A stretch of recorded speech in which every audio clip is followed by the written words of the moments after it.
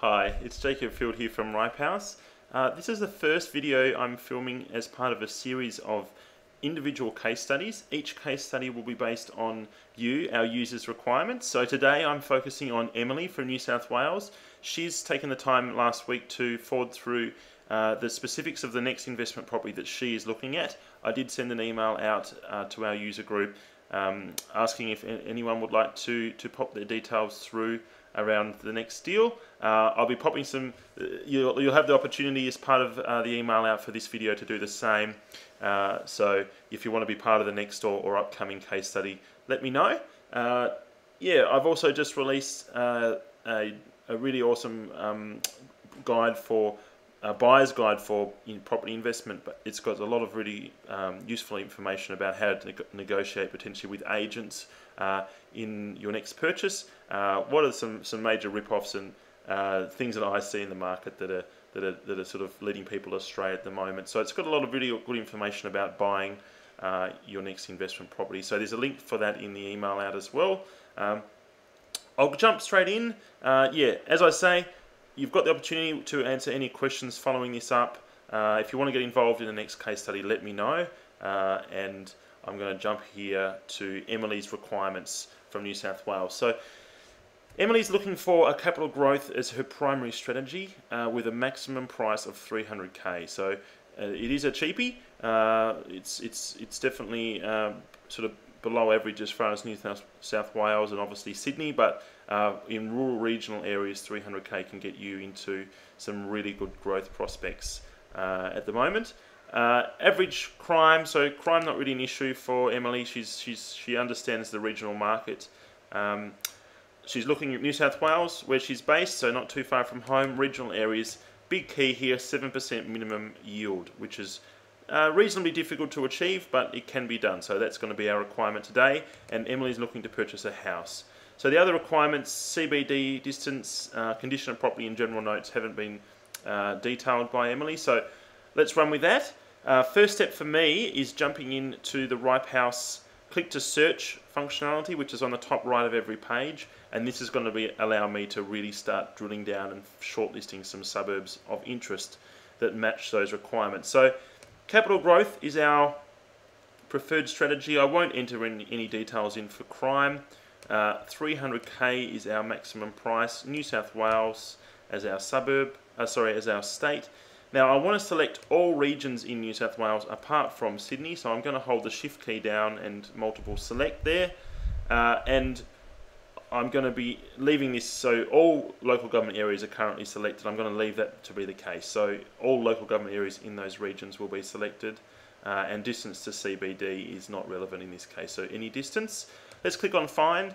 This is going to bring back a short list of the most one list of suburbs that do match those requirements, so under 300k regional New South Wales, and it's going to rank them in order of our capital growth score. So 52 suburbs have been returned. A little bit of quick information around the capital growth score. Basically it looks at a number of variables. Sales volume is the biggest. So sales volume increasing in the previous quarter is a real positive.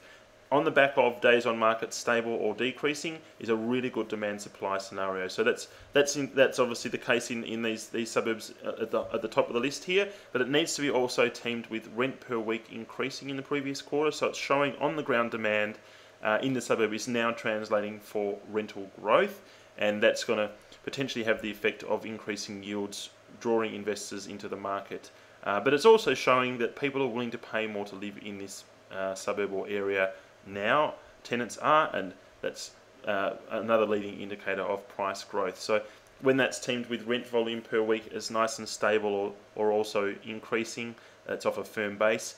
So what we do, we look at those four variables, we combine them together to find a score, and then we compare suburbs like for like based on that score. So what we've done, Albury's in the 93rd percentile, so based on that score it's scored higher than 92% of the other suburbs.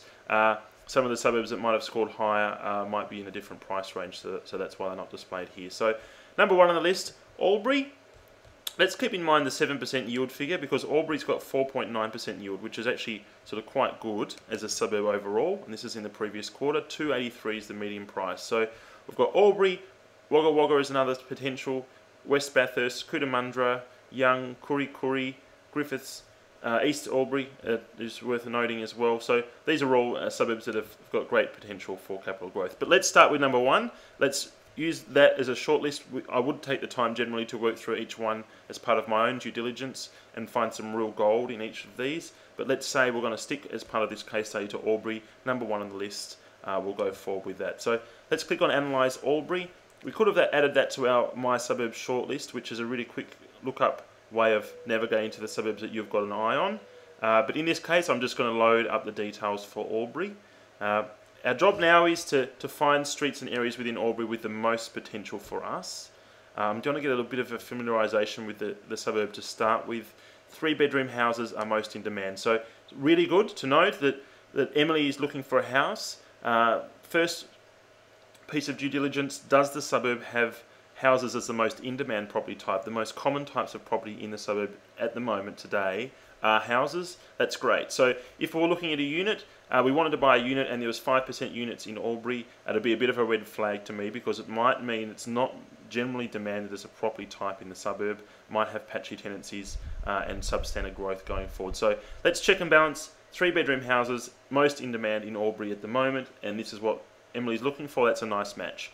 Let's do a bit of due diligence and sanity checking around the strategy score. So as I mentioned, it's rated very highly for capital growth. Detailed strategy analysis is the button we can click on for more details around why.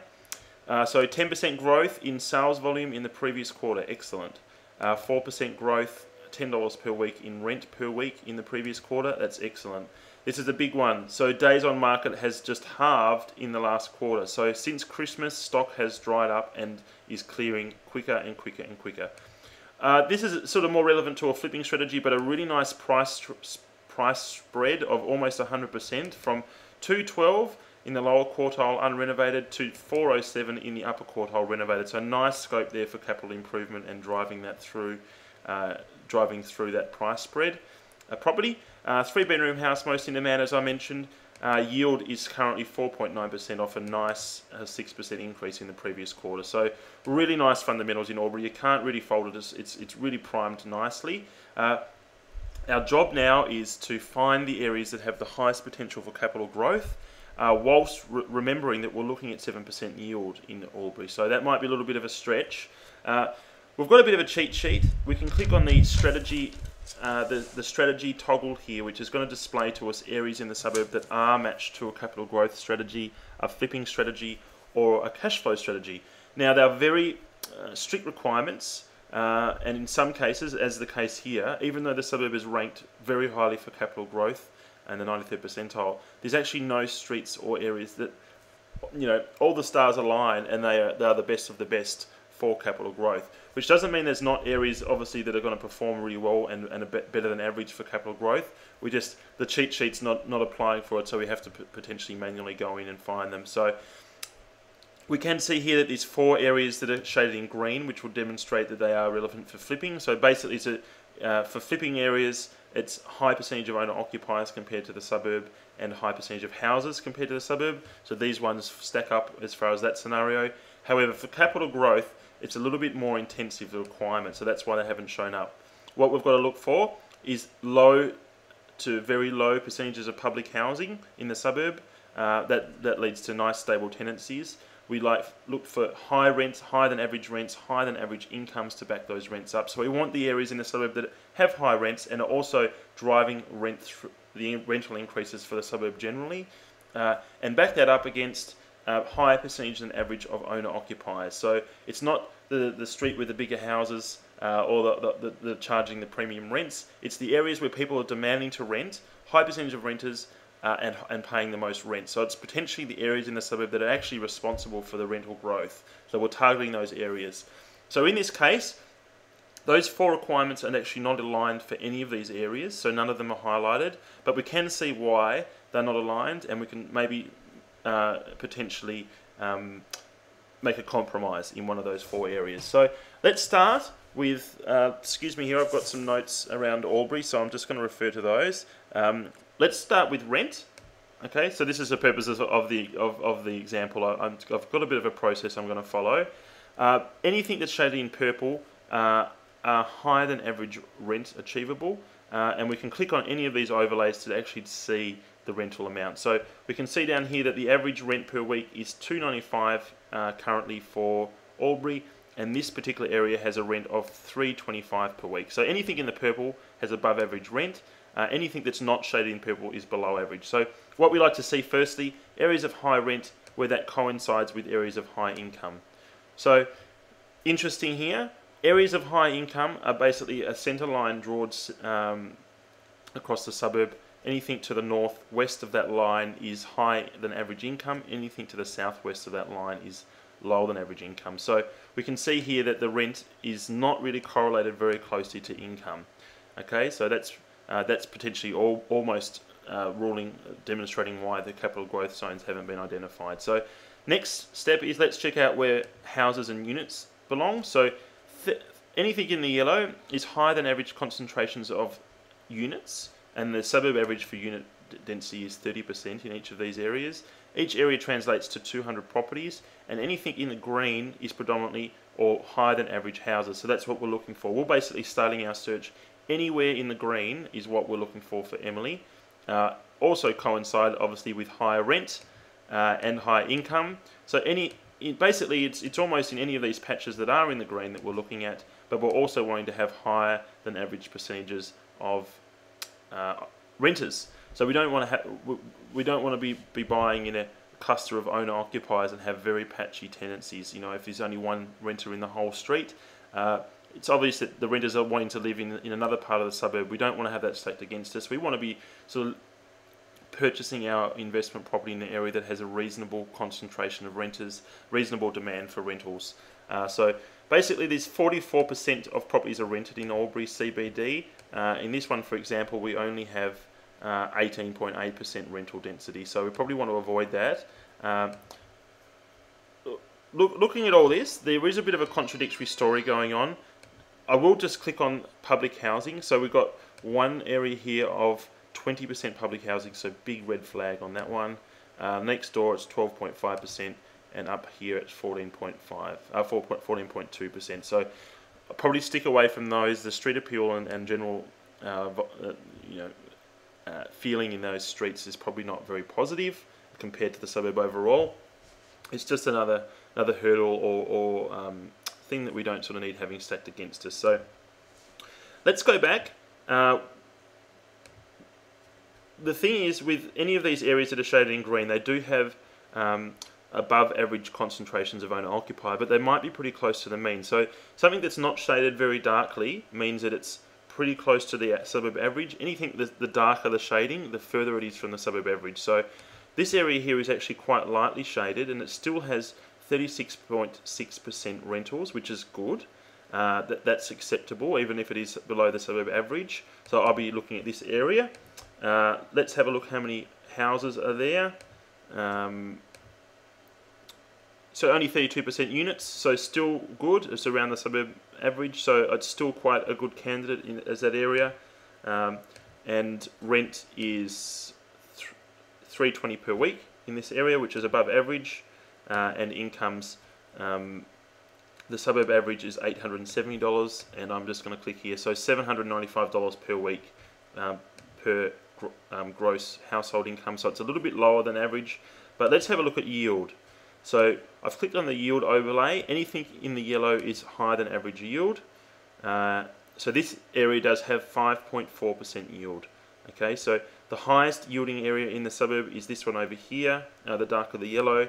That has 5.7. So we're going to struggle to meet this 7% requirement for Emily today, just because it's a very flat yield distribution across the suburb. The suburb averages 4.5% yield over the previous sample size of time. However, it's a very flat distribution. So there's no 2% yield areas and there's no 8% yield areas. It's all around that 3 to 5% mark. So it's getting a little bit flat, and we are forcing things a little bit now.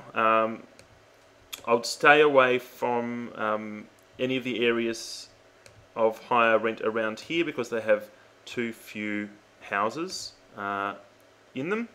The areas of higher rent over here in the northwest have too low rental density. This one's sort of in the sweet spot, as I mentioned over here, in the northeast corner of Albury would be the only area that I feel has some potential for our capital growth score, and it sort of thinks in very nicely.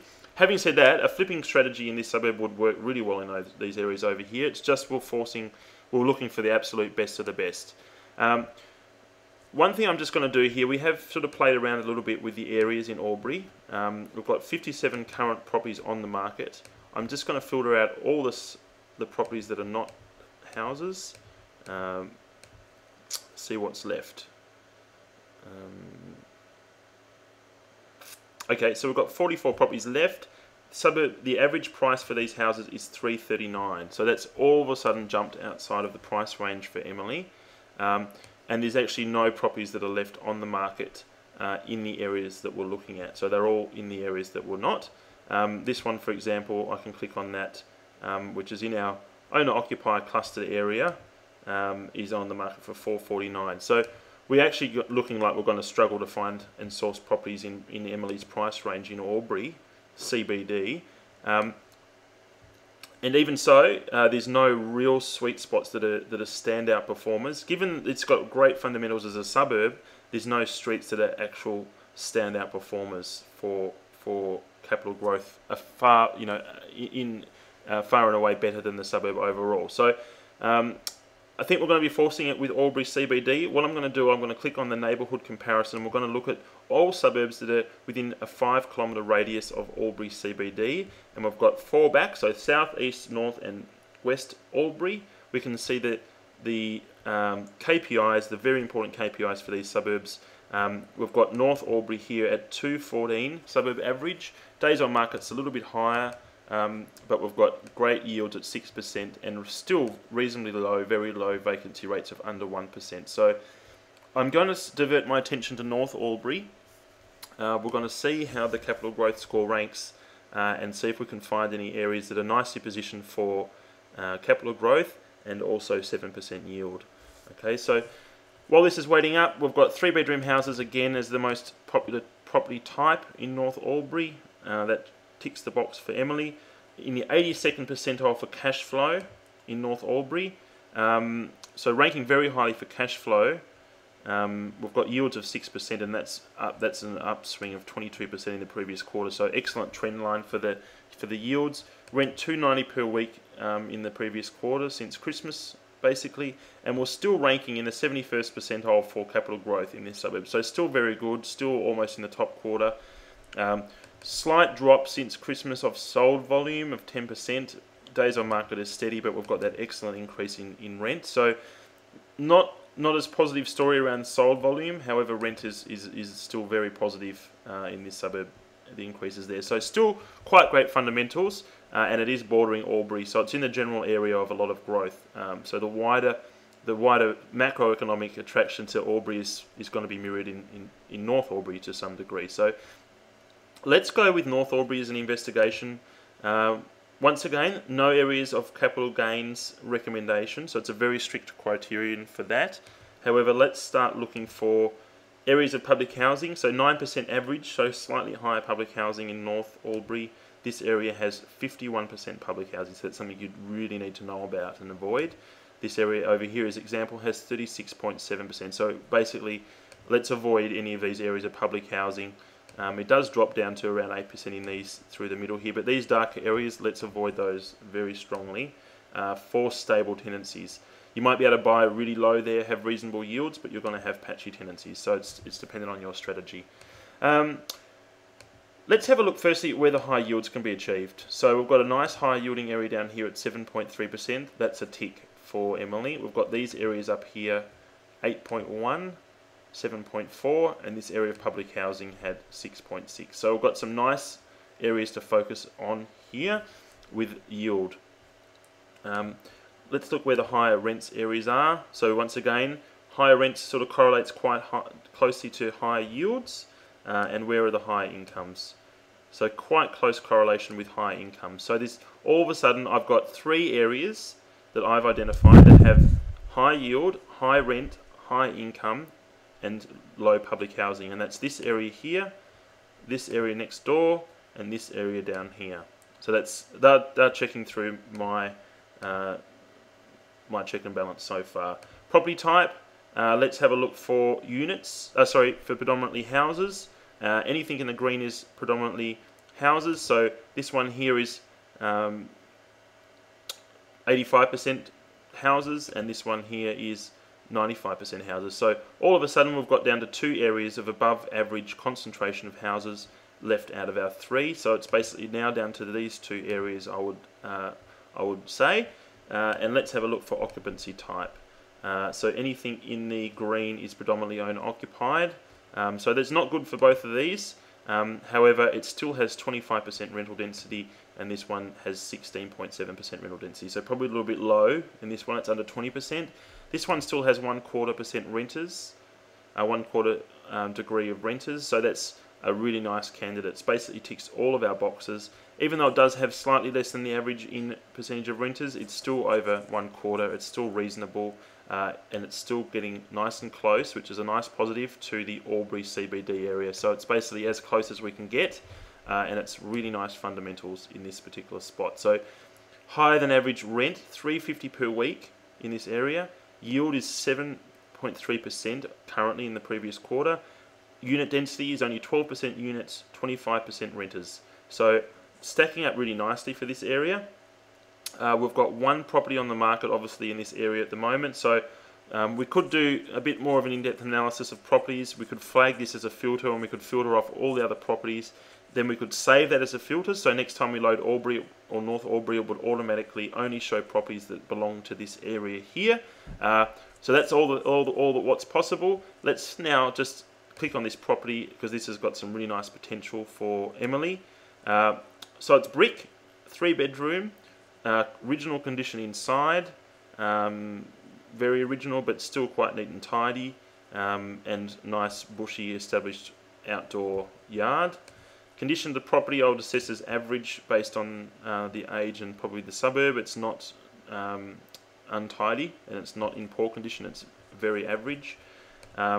Listing history. So first listed 14th of December for $295, currently listed for $279. So it's been discounted 5%. It was discounted almost a month ago in February, so it might be primed for some negotiation there now. We've got suburb level KPIs. So it is a bit more expensive than the average in the suburb, but it does look to be in a very good spot in North Albury, and it does seem to be quite a high class of property, even though it is in original condition. The area analysis, so this is basically listing here what we know about the area that we've just analysed. We're sort of focusing on this spot quite deliberately. This is basically just a quick, a bit of a sanity check. The suburb overall is highest rated for cash flow. It does rate quite highly for capital growth, but this is the #1 strategy, so this is why it's displayed. The particular area is rated for its flipping relevance. However, as we sort of identified, there is a compromise to be made on the high percentage of owner occupiers, because it's quite close to the median. It's still over 1/4% of renters, and everything else is very positive for the area. The property is most in-demand property type, so it's a 3-bedroom house is the most in demand. So that's the nice check and balance. Let's look at some comparables for this property. What else has recently sold in a similar condition with a similar number of bedrooms as a house in the last 3 months in the area? That's given a very strong priority as far as our comparables. It's brought back a range of comparables from 152 here to 260. So a lot lower than the asking price on this property. We're going to have to go through these individually, and we're going to have to look at the condition of them and see if they are relevant. So this is, I'm grasping, is in this area of 50, it is. So it's in the area of 50% public housing. Even though it is quite nicely renovated, it's in a completely different league of property around that public housing. So we'll take that out. Where's this one located? Okay, so that's in the other patch of public housing again. So I won't like to compare that. And that one is, this is a townhouse. So I'm just curating these based on my understanding of where they're located. Okay, that one's been removed. So what I'm doing here, any comparable that I disagree with as a comparable, I'm actually taking out of the mix. And I'm just viewing the individual. So this is a reasonable comparable as far as the property. However, the location-wise, very close location-wise. So it's actually only 220 is sold for in December, and not far away. Sorry, this is in the north of the North Albury area, so quite a distance away at 658 metres. Sorry, at 1500 metres away. So probably a little bit too far. What I'm doing is I'm curating this list of comparables. I've got that pretty close now. Rental comparables are usually pretty much spot on. There's a you can go into those in quite a bit of detail again. I might sort of leave it in this as the purposes of this example. That's going to basically take those comparables that we've created.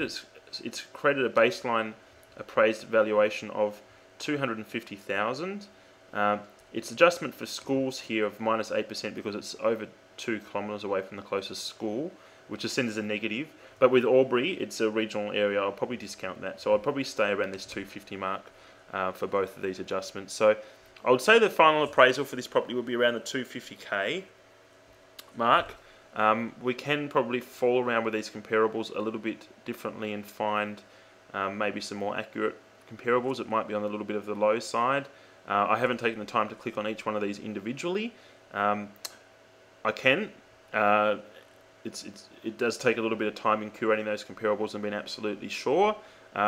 Based on this appraised, this asking price, we've got an estimated rent of $260 per week. So once again, that might be a little bit low. We can curate that again, and an estimated yield of 6.2%. So I'm going to go back now and I'm going to really just check and balance these comparables and take the time to look at them individually and get a really nice feel and accurate appraisal for this property, just so the yield is going to be accurate and the estimated rent is going to be accurate and the final appraisal is going to be accurate for Emily, because I'm going to send this property through to Emily as a potential, because we can now click on the report button there, print report, and that's going to generate things into a nice clean report with all the information that we need to contact the agent and proceed potentially into negotiation with them. So it does pull all that together nicely and automatically. All the information for the property is there, ready to go. I've basically gone through quite a comprehensive example here of Albury and then North Albury, obviously. Really, yeah, in both of these examples, there's been no areas that have been recommended as such for capital growth. However, it's a very strict requirement. In a lot of suburbs and most suburbs where there's a good capital growth score, there are areas that do show up. However, I've gone back to the individual metrics and I've worked my way back through that. So I looked for public housing to start with. I avoided those clusters. I looked for high rent, high income, high yield as a nice three area sort of overlay. I remembered where those areas were that had that ticked those three boxes. There were 3 of them. I then looked at the areas that had a high percentage of houses. Still, it basically moved down to, the high proportion of renters, it still moved it down to 2 areas of interest, and then a high proportion of houses ruled out the final one. So we're down to that one area of focus. So it is basically a tick, tick, tick, tick, cross, cross, cross, or that sort of process is how I would go about analysing an area, suburb, and finding that real sweet spot. Then we're looking for properties that do fall into that area. There's only one on the market at the moment. It may have some potential. It may be priced a little bit high there. We're looking and saving that as a filter. So next time we come back into Albury in a couple of days' time, a week's time, we then apply that filter and it only shows properties that are located in that area, and we can then appraise those properties very quickly. So that's the process for Emily, based on her requirements, based on her strategy and her goals. It has taken a bit of time. I hope you've got a lot out of this case study. If you'd like me to do a similar case study for your requirements, I'm more than happy to do that research and put the video together. Based on this email, pop it through to me, your request it to jacob.field@ripehouse.com.au. Do be sure to check out the Buyer's Guide to Property Investment, and as part of this email, obviously, I'll have all the details on there for you to ask questions and to get the report for this property if that's what you'd like. So once again, thank you very much for your time.